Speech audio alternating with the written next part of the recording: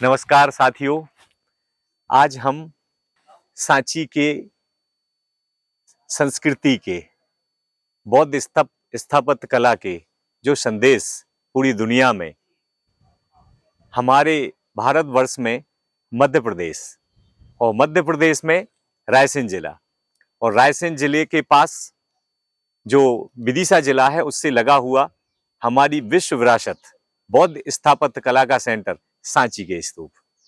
और सांची स्तूप आसानी से भोपाल से 46 किलोमीटर की दूरी है, जो कि हमारे प्रदेश की राजधानी है। और भोपाल से आने में लगभग 1 घंटे की दूरी पर है सांची। हम आसानी से ट्रेन से भी सांची विजिट कर सकते हैं, 45 मिनट की दूरी है। और हम बस से भी विजिट कर सकते हैं और अपने पर्सनल वाहन प्राइवेट व्हीकल से भी भोपाल से।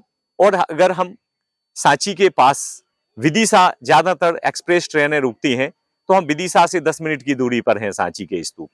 तो आसानी से पर्सनल वाहन से भी, प्राइवेट वाहन से भी, या फिर जो पब्लिक ट्रांसपोर्ट बस से भी विजिट कर सकते हैं, ट्रेन से भी विजिट कर सकते हैं।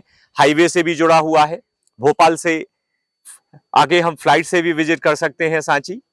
तो सांची जो है हमें पूरी दुनिया में गौरवान्वित करता है, हमारी सांस्कृतिक विरासत से और हमारी बौद्ध संस्कृति से, बुद्ध विचारधारा से। तो सांची जो स्तूप हैं यहाँ पर, और स्तूपों से लगे हुए सांची के विहार हैं, सांची में स्तंभ हैं, सांची में चैत्य हैं। और सांची जो है विदिशा प्राचीन नगर से जुड़ा हुआ है। तो 3री सदी ईसा पूर्व में भारत के महान सम्राट, जिन्होंने अपने जीवन में काफी बड़े बड़े युद्ध लड़े, लेकिन दुनिया को युद्ध से नहीं जीत पाए, तो उन्होंने युद्ध छोड़ के शांति का धर्म, उन्होंने बुद्धिज्म फॉलो किया। और अशोक सम्राट बुद्धिज्म फॉलो करते हैं उड़ीसा में 261 ईसा पूर्व में हुए कलिंग युद्ध के बाद।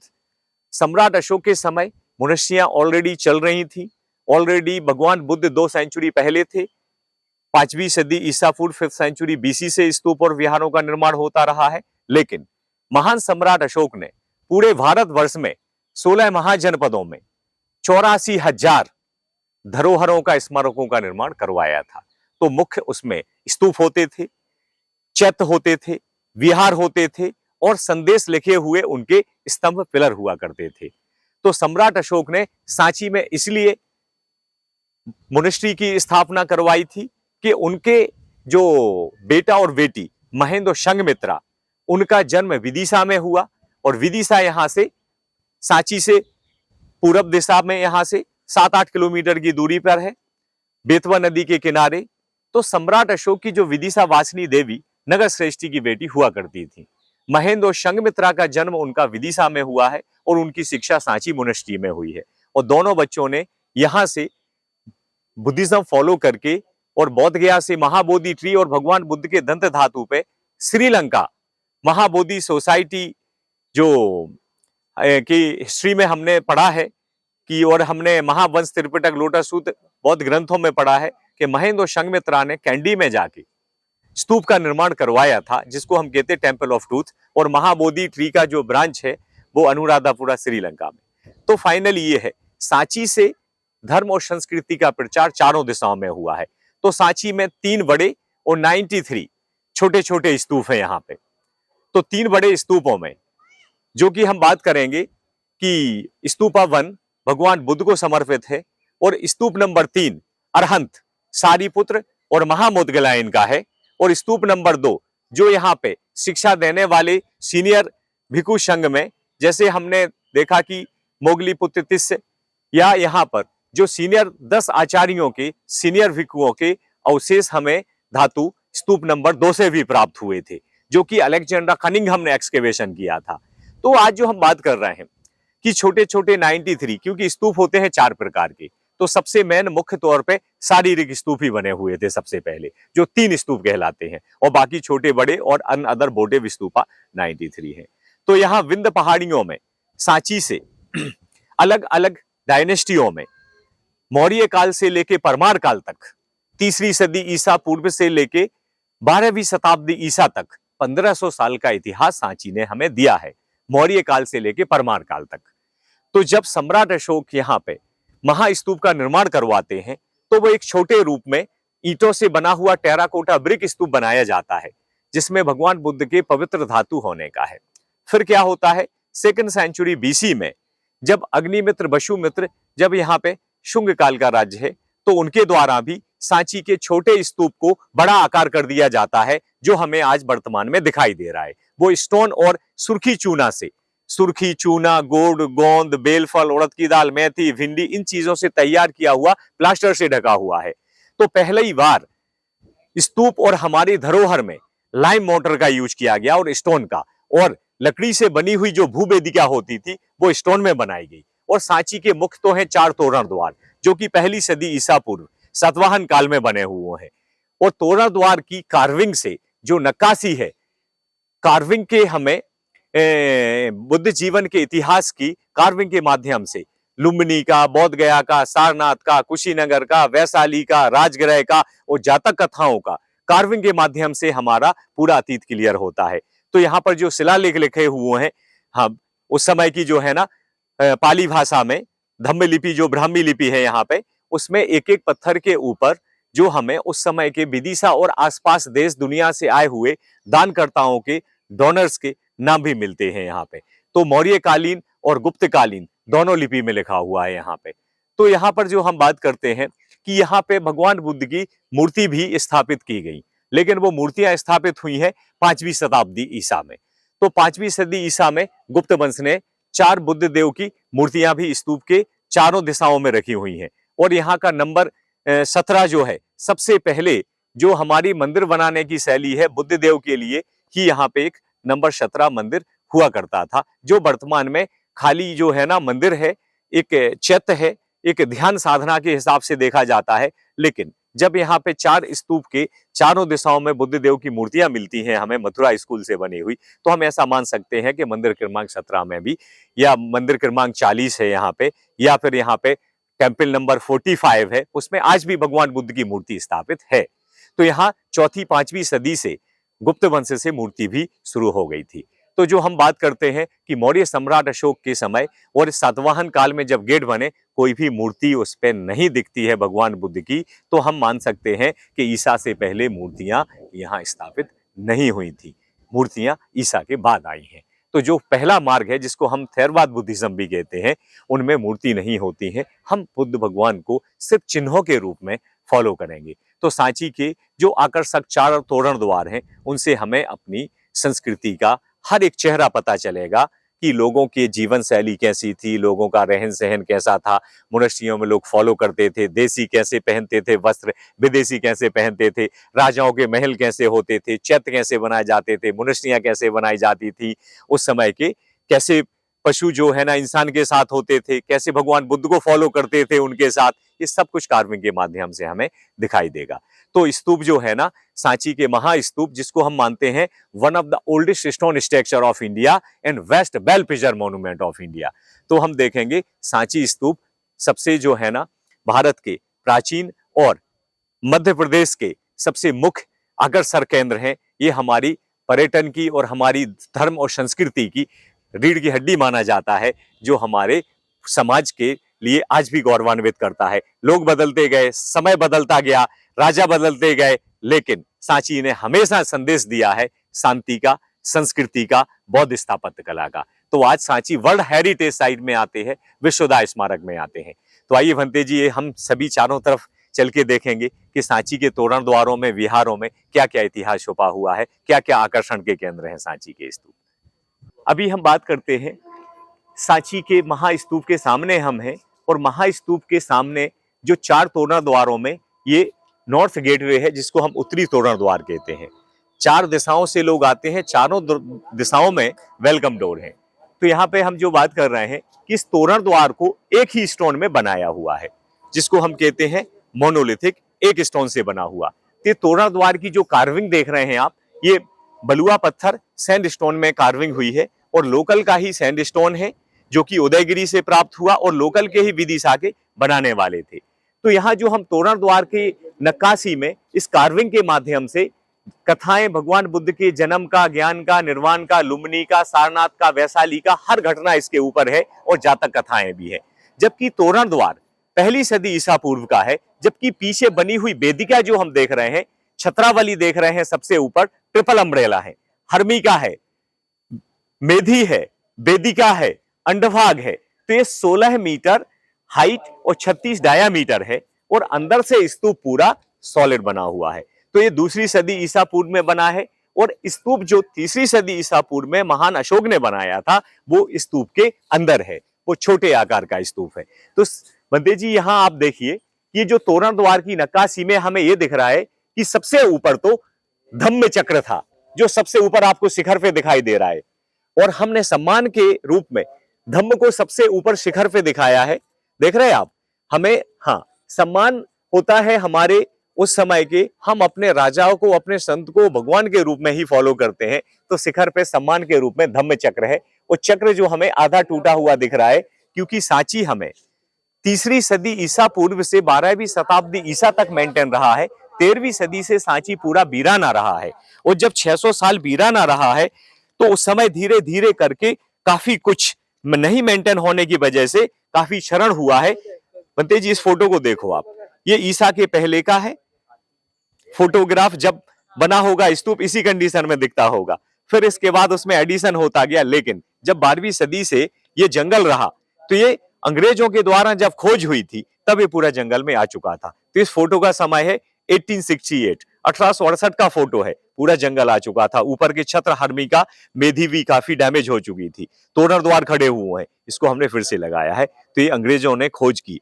एक आर्मी ऑफिसर थे जनरल टेलर, उनका नाम था आर्मी ऑफिसर जनरल टेलर, जिन्होंने सांची की खोज की थी और खोज होने का जो समय था वो था 1818 1818 एडी में। फिर यहाँ पे 1851 में एक्सकेवेशन हुए थे अलेक्जेंडर कनिंघम द्वारा स्तूप नंबर 2 और नंबर 3 में। और एक्सकेवेशन के बाद जो कंजर्वेशन शुरू हुआ था वो 1912 से लेके 1919 तक सर जॉन मार्शल ने, और यहाँ पे पाली भाषा का पढ़ने का काम किया था जेम्स प्रिंसेप ने। तो फाइनली ये है कि अलग अलग जो है ना, इसमें एक टीम थी, अलग अलग एक्सपर्ट लोगों ने काम किया है। आज भारतीय पुरातत्व सर्वेक्षण मेंटेन करता है, वर्ल्ड हेरिटेज साइट में है सांची। और आप देख रहे हैं कि जो हमारी जो है ना भारतीय मुद्रा है, इसमें आप देख रहे हैं सांची के स्तूप को 200 के नोट में जो है ना, हर एक इंडियन के पास और हर एक इंसान के पास जो भी हाँ छोटा हो या बड़ा हो, है ना भंते जी, इसको देखो आप, बगैर इससे काम नहीं चलता है ना। सुबह हो या शाम हो, बगैर करेंसी के। न्यूज पेपर में हम न्यूज को एक दिन पढ़ते हैं, एक ऐसा पेपर है इसके बगैर ना तो सुबह होती ना शाम होती। देख रहे हैं आप। तो ये जो है ना, ये स्तूप हम देख रहे हैं, छत्र हर्मिका देख रहे हैं हम, ये मेधी वेदिका देख रहे हैं आप, और ये पश्चिमी तोरण द्वार से ये फोटो लिया हुआ है। देख रहे हैं आप, अभी हम नॉर्थ गेट में है, ऐसा ही गेट हमें पश्चिमी तोरण द्वार वहां से लिया हुआ है। देख रहे हैं आप। तो हमारी जो है ना संस्कृति, हमें देख रहे हैं आप, लोगों को जोड़ के रखी है। तो आज हमारी करेंसी में सारे ज्यादातर वर्ल्ड हेरिटेज साइटें ही छपी हैं। 200 में सांची का स्तूप है जो आप सामने है आपके जो है ना। तो यहाँ जो हम बात कर रहे हैं, यहाँ देखो आप बनते जी, ये जो कार्विंग के माध्यम से, जैसे फर्स्ट वाला जो पैनल है, इसमें क्या हम देख रहे हैं, 1 2 3 4 5 6 7 कितने इसमें सिंबल दिखाई दे रहे हैं। 5 स्तूप हैं और 2 बोधि वृक्ष हैं। इसमें मानुषी बुद्धों के, जिसको हम कहते हैं ना, उन्होंने कहा किसका है, हमने कहा इसमें कृकुचंद का है, किसका है, कनक मुनि का है, किसका है, विभीषण का है। तो इसमें 7 जो बुद्ध हैं पहले पैनल में हमें दिखाई दे रहे हैं स्तूप और बोधि वृक्ष के माध्यम से। इसमें कहीं भी तथागत का चेहरा नहीं दिखाई देगा, आपको चिन्हों के माध्यम से देखना होगा। कोने में आप देख रहे हैं इस पहले जैसे स्क्रॉल बना हुआ है दोनों साइड, ये वैसा ही दिखाया है जैसे पेपर को हम रोल कर दें, और जब रोल ओपन करेंगे तो उसके अंदर की स्टोरी निकलेगी। स्क्रॉल बना हुआ है, और जो स्क्रॉल के ऊपर देख रहे हैं आप, एक सिंह बैठा हुआ है, पंख वाला शेर है, इसको हम ग्रिफिन कहते हैं। तो इसमें कुछ ग्रीक मैथोलॉजी भी है, ग्रिफिन है। इस गेट के दोनों साइड में सिंबल थे त्रिरत्न, बुद्ध धर्म संघ का सिंबल है, त्रिरत्न है दोनों तरफ थे, और बीच में धम्म चक्र और बाजू में चबरधारी खड़े हैं। इस वाले पिक्चर में देखो कमल पे खड़ी हुई एक देवी और ऊपर से गज। यहाँ पे हम महामाया देवी का पिक्चर देख रहे हैं, ये कार्विंग देख रहे हैं। महामाया देवी ने स्वप्न में हाथी देखा था, यहाँ पे उनके जन्म का प्रतीक है। और यहाँ हम धम्म चक्र देख रहे हैं जो भगवान बुद्ध के तथागत के पहले उपदेश का प्रतीक है। धम्म चक्र प्रवर्तन सूत्र, यहाँ देख रहे हैं आप सेकंड वाले पैनल में 7 बोधि ट्री दिखाए गए हैं, 7 मानुषी बुद्धों के। यहाँ पे महल को छोड़ के जाते हुए बोधिसत्व बेशंतर अपनी पत्नी मंदी और बच्चों के साथ उनका महल से निकलते हुए रॉयल प्रोसेशन दिखाई दे रहा है। आपको पता है बनते जी, इसमें जातक कथाओं में 5 जातक कथाएं हैं सांची के तोरण द्वार में। जो हम देख रहे हैं सामने, ये बेशंतर राजकुमार का त्याग दिखाया गया है। इस कोने में एक हिरणी के गर्भ से जन्मा बेटा इसी सिंह, ये कश्यप का आश्रम है। ये अलम्बुस जातक की कहानी है। बनते जी आगे हम चलेंगे। 6 दांतों वाले हाथी छदंत जातक की कहानी है, महाकपि बोधिसत्व की कहानी है और साम जातक की कहानी है। तो 5 जातक कथाएं हैं सांची के तोरण द्वार में के पदचिन्ह है, फुटप्रिंट देख रहे हैं आप, और उनके पांव में चक्र भी है, धम्म चक्र। तथागत कहते थे धम्म चक्र गतिमान। शिक्षा एक ऐसा चक्र है, जब लोगों के जीवन में शिक्षा आएगी तो जीवन में परिवर्तन लाएगी। तो भगवान ने पहला उपदेश दिया था धम्म चक्र प्रवर्तन सूत्र, जो कि सारनाथ में। तो यहाँ भगवान बुद्ध के चरण भी हैं। और भंते जी ऐसा भी हम लोग मानते हैं कि भगवान के पांव में चक्र था तो वो अपने जीवन में रुके नहीं, जंगल जंगल घूमते रहे बुद्धत्व प्राप्ति के लिए, आश्रम आश्रम घूमते रहे बुद्धत्व प्राप्ति के लिए। और जैसे ही उन्होंने बुद्धत्व प्राप्त किया, नगर नगर गांव गांव घूमते रहे, मैं इस समाज का, मैं इस देश का, मैं इस पूरे वायुमंडल का, ब्रह्मांड का मैं ऋणी हूं। हमें इन्होंने संदेश दिया है मुक्ति का मार्ग, तो मैं इनको ये संदेश देना चाहता हूं। तो भगवान बुद्ध जंगल जंगल घूमते रहे नॉलेज लेने के लिए, और नगर नगर गांव गांव घूमते रहे नॉलेज देने के लिए, क्योंकि पांव में चक्र है, वो रुकने कहां देता है, धम्म चक्र गतिमान। भगवान कहते थे कि जितना वाटर फ्लो होगा उतना ही क्लीन होगा, रुका हुआ तो बदबू देता है। आगे देख लो आप, ऑर्नामेंट की कोई भी डिजाइन रिपीट नहीं होगा। भगवान के शरीर पे जो दी हुई मालाएं हैं, सजावट है इस तोरण की, एक एक माला रिपीट नहीं है, सब अलग है। क्योंकि इस पत्थर को, एक पत्थर को ईसा पूर्व काम करने वाले विदिशा के सुनारी थे, क्योंकि सम्राट अशोक की जो पत्नी थी वो एक व्यापारी फैमिली से थी। रिच पॉपुलेशन सिटी नगर श्रेष्ठी की बेटी थी, जिनके यहाँ हाथी दांत का व्यापार होता था। और साउथ गेट में लिखा है कि विदिशा के जो हाथी दांत में काम करने वाले कारीगर थे, उन्हीं ने तराशा है। तो पाली भाषा में लिखा हुआ शिलालेख भी है। तो इतनी बारीकी से कार्विंग, पंडित जी आप सोचिए, ईसा के पहले बना हुआ है, लगभग 2100 साल हो गए। इरोजन वेदरिंग के बाद हम ये देख रहे हैं, क्योंकि ओपन में है, पूरा बरसात का, गर्मी का, ठंड का, इस पे इरोजन वेदरिंग हुआ है, फिर भी आज देखो कितनी बेटर कंडीशन में है। जब हमें धरोहर खोज हुई, फिर से मिली, इसके बाद हमने रख रखाव किया, नहीं तो बीच में वीराना था। और 3rd सेकंड सेंचुरी बीसी की बनी हुई धरोहर है। आप देखिए, आप वेल मेंटेन है। एएसआई बराबर समय समय पे वेल मेंटेन करती है। ये जो है ना, यहाँ देखिए पत्नी बच्चों के साथ, देख रहे हैं आप, इसमें फैमिली के लिए समय देते थे लोग। महल से निकल के राजा पब्लिक के लिए समय देते थे। तो यहाँ जो यात्रा है वो राजा प्रसेनजीत की है। देख रहे हैं आप, महल से निकल के जा रहे हैं। और ये कहां मिले थे भगवान बुद्ध से, तथागत से?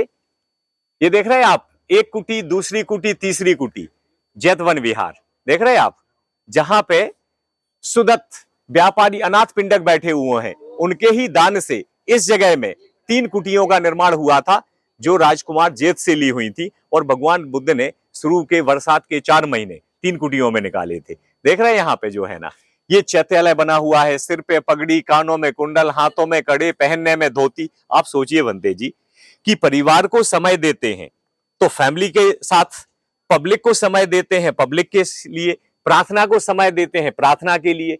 बरसावास भिक्खु लोग मुनिष्टियों में रुकते हैं उनके सत्संग सुनने के लिए, और सब इकट्ठे होके ढोल नगाड़े बजा रहे। देख रहे हैं आप, तो इसमें आम के वृक्ष का जो चमत्कार मानते हैं लोग, श्रावस्ती में हुआ था, जैतवन देख रहे विहार में, यहाँ आम के वृक्ष के ऊपर भगवान बुद्ध का सिंबल छत्र दिखाया गया है। देख रहे हैं आप, तो ये मिरेकल ऑफ मैंगो ट्री वाली कहानी है। यहाँ पे रहने वाले विदेशी लोग हैं। कैसे पता चल रहा है विदेशी हैं? उनके पहनावे को देखो, जैसे कर्ली ईयर है, टोपी है, स्कर्ट है, लंबे जूते हैं। देख रहे, पहनावे से विदेशी लोग हैं। स्तूप के नीचे फॉलो करने वाले फॉरेनर, जैसे मोस्टली ज्यादातर ग्रीक दिखाई दे रहे हैं वहां पे। अच्छा भंते जी, ये वैशाली की घटना है। भगवान बुद्ध ने, तथागत ने जब वैशाली विजिट किया है, तो वैशाली विजिट होने पे, बड़ी प्रिय जगह थी भगवान की वैशाली, तो वहां पे बंदर के द्वारा मधु, हनी कलेक्शन करके लाई हुई है और भगवान को दी जा रही है। तो पीछे वाला मंकी खुशी के मारे नाच रहा है। देख रहे हैं, महिलाएं बच्चे सब फॉलो कर रहे हैं। तो इसमें हमने भगवान को, तथागत को किसी चेहरे से नहीं फॉलो किया है, महाबोधि ट्री का ही उनका प्रतीक चिन्ह से दिखाया है। भगवान के चेहरे नहीं है, चिन्हों के रूप में है। अच्छा इधर आइए, मालाएं लेके गंधर्व भी आए हुए हैं सब रॉयल फैमिली के साथ, नीचे द्वारपाल भी खड़े हैं स्वागत करने के लिए। पंडित जी एक कहानी यहाँ पर जो हम देख रहे हैं कि महल से निकलता हुआ एक रथ, उस रथ में जो है वो बैठे हैं, बड़ा नाम है अपने धर्म, संस्कृति और इतिहास में, महाराज बिंबिसार। जब हम महावंश में पढ़ेंगे महाराज बिंबिसार की कहानी, तो भगवान बुद्ध की जीवनी में इनका भी नाम है, जो कि 492 ईसा पूर्व भगवान से, तथागत से पहले इनका देहांत हो गया था। तो ये मगध के राजा थे, इनकी राजधानी राजगृह थी, जो कि भगवान बुद्ध से उन्होंने आग्रह किया था कि भगवान इस बार अगर बरसात के 4 महीने बैनुवन में रुकें तो अच्छा लगेगा, और हमारे लोगों को भी आप प्रवज्ञा दें, हमारे लोगों को भी ज्ञान दें। तो भगवान बुद्ध ने बैनुवन में, सर थोड़ा सा इसको छोड़ देंगे, ये भी बचा रहेगा और संस्कृति भी बची रहेगी। यहां भगवान बुद्ध के लिए उन्होंने महाबोधि ट्री दिखाया है और महाराज बिंबिसार का चेहरा बनाया है। देख रहे महिलाएं, सभी लोग भगवान बुद्ध को फॉलो कर रहे हैं और इस जगह का नाम बैनुवन है। पंडित जी क्या करते हैं हम लोग कि जब अपने अतीत के गौरव को और अपने इतिहास, धर्म, संस्कृति को अच्छे से हम समझना चाहें, उसकी ऑथेंटिक पूरी क्लियर हिस्ट्री लिखना चाहें, तो क्या करते हैं हम कि जब हम हमारे विहारों में, मोनेस्ट्रियों में, स्तूपों में एक्सकेवेशन करते हैं, वर्टिकल और एक्सकेवेशन और हॉरिजॉन्टल भारतीय पुरातत्व विभाग द्वारा होते हैं, तो हम क्या करते हैं कि एक्सकेवेशन करके वहां जो हमारी चीजें मिट्टी में दफन होती चली गई हैं वर्षों पुरानी, वो फिर से निकाल लेते हैं, उससे कार्बन डेटिंग होती है। पंडित जी मैं यही बात करता हूं कि अगर हम सांची के एक्सकेवेशन में क्या पाए हैं, 12वीं शताब्दी ईसा से लेके 3री सदी ईसा पूर्व तक, 3rd BC से 12 AD तक का इतिहास। तो बनते जी जहां जहां हम धरोहर में एक्सकेवेशन करते हैं, हम खजुराहो में एक्सकेवेशन करते हैं तो खजुराहो का इतिहास मिलता है, सांची में एक्सकेवेशन करते हैं तो सांची का इतिहास मिलता है, भीमबेटका में एक्सकेवेशन करते हैं तो पाषाण काल का मिलता है। तो सांची से जो भी हमें मिला है वो सब मनुष्यों से संबंधित मिला है। तो उससे निकले हुए हमारे एंटीक्विटीज कार्बन डेटिंग से हम क्लियर करते हैं।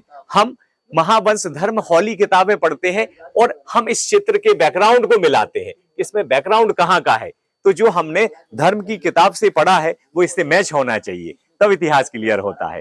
तो ये हम राजगृह की कहानी यहाँ देखे हैं भंते जी। ये नीचे द्वारपाल खड़े हैं अतिथि के स्वागत के लिए, यहाँ देखो, इधर आइए। तो क्या कहानी है यहाँ पर देखिए भंते जी, पहला शब्द है वाह, इसमें लगी है मात्रा विदिशा, देख रहा है वे मौर्यन ब्राह्मी है, विदिशा का नाम मिलता है भंते जी यहाँ। और भंते जी जब हम इन शब्दों को पढ़े हैं, एक एक शब्द को ट्रांसलेट किए हैं, तो हमें जो कहीं क्षरण भी हो गया है लेकिन काफी कुछ दिख रहा है।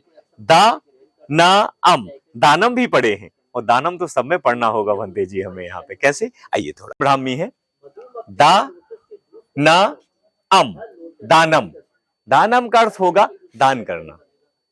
जेम्स प्रिंसेप जब इस पे काम किए थे तो उनको ये दोनों चीजें पढ़ने में बड़ी आसान हो गई थी, क्योंकि सबके पीछे लिखे। तो आगे क्या लिखा हुआ है फिर, वा जा, आधा जा, बज गा उ गु ता सा, बज गुतस दा ना अम, दानम, बज गुतस नाम है और दानम लास्ट में लिखा हुआ है। पंडित जी कोई भी उठा के देखो लास्ट में आपको दानम जरूर आएगा, ये कॉमन है। देख रहे हैं यहाँ पर भी दानम लिखा हुआ है, हना भिखुनी दानम, तो सबके पीछे दानम आया है। तो ये कब का है, 2री सदी ईसा पूर्व, 2nd सेंचुरी BC का है। आइए बनते जी, जिन पवित्र अस्थियों पे हम भगवान के स्तूप बनाए हुए हैं, बनते जी एक्चुअली हुआ ये था, ये तो इतिहास सब पढ़ते हैं और बिल्कुल दुनिया पढ़ती है कि महापरिनिर्वाण भगवान बुद्ध का 483 ईसा पूर्व में कुशीनगर में हुआ।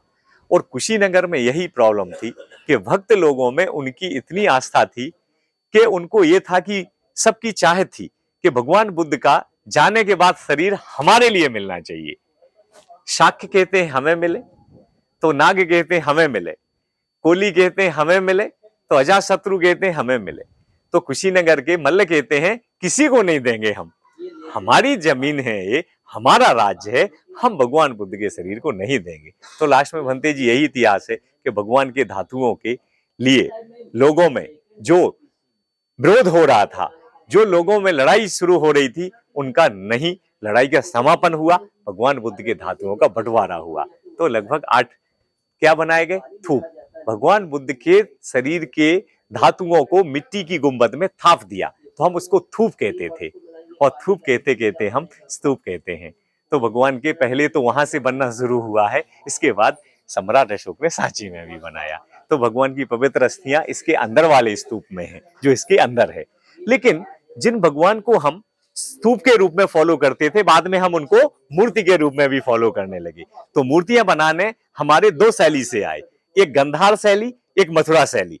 बनते जी देखा जाए तो अमरावती शैली भी आई है और सारनाथ भी आई है। सांची में जितने भी यहाँ पे 4 डायरेक्शन में 4 इमेज हैं, ये भगवान बुद्ध की पवित्र जो प्रतिमाएं हैं, ये गुप्त काल से शुरू हुई हैं।